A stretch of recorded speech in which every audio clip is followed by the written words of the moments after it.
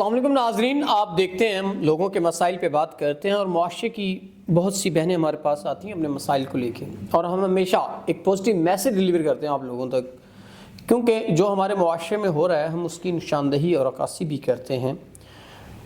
یہ بہن بڑی مجبور ہو کر ہمارے پاس آئیں اپنے مسائل کو لے کے، تو آئیے ان کے کیا مسائل ہیں ان کی زبانی جانتے ہیں۔ السلام علیکم۔ وعلیکم السلام۔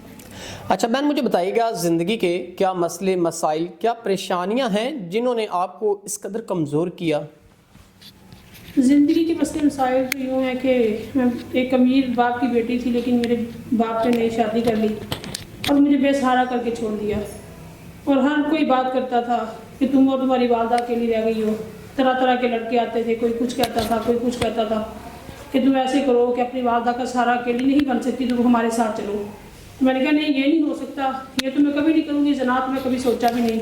تو پھر بار بار یہ کہتے تھے کہ کیا کرو گی، یہ بتاؤ کہ تم اپنی والدہ کے ساتھ اکیلی کدھر جاؤ گی۔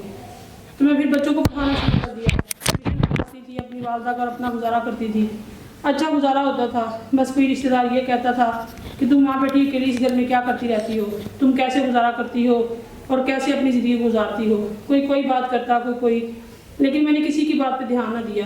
اور ایک وقت یوں آیا کہ والدہ بیمار ہو گئی تو میں بھی خود پریشان رہنے لگ گئی۔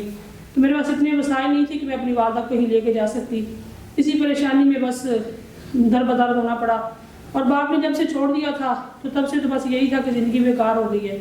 اور اب میری زندگی کچھ یوں ہو گئی ہے کہ میں یہ سوچتی ہوں کہ کہیں اپنے آپ کو کسی کے حوالے کر دوں، اپنی والدہ کا سہارا کسی کو بناؤں، کوئی میرے پاس ہو جو میری عزت کرے اور میری والدہ کی عزت کرے، میری والدہ کو اپنی والدہ سمجھے، لیکن کوئی ایسا انسان جس کی تلاش میں ہوں کہ وہ نکاح کر لے میرے ساتھ۔ ناظرین، بہن نے بتا دیا کہ کوئی ایسا انسان جو ان کی والدہ کا بھی سہارا بنے اور ان کا بھی، لیکن نکاح کر کے تحفظ دے ان کو۔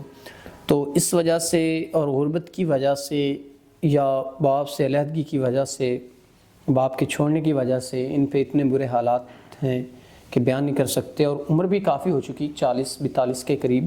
تو اب یہ کیسے اپنے نظام زندگی کو چلانا ان کے لیے مشکل ہے، یہ بخوبی جانتی ہیں۔ تو ہم امید کرتے ہیں کوئی ایسا سنسر پرسن جو ان کے معاملات زندگی اور ضروریات زندگی اور ان کو تحفظ دے سکتا ہے تو وہ ان کے ساتھ نکاح کرے، تاکہ یہ ایک اچھی اور باعزت طریقے سے زندگی اپنی گزار سکیں۔ تو ہم امید کرتے ہیں کوئی نیک انسان ان سے نکاح کرے گا۔ تو اسی کے ساتھ اپنے میزبان نواب احمد کو دیجیے گا اجازت۔ خدا حافظ۔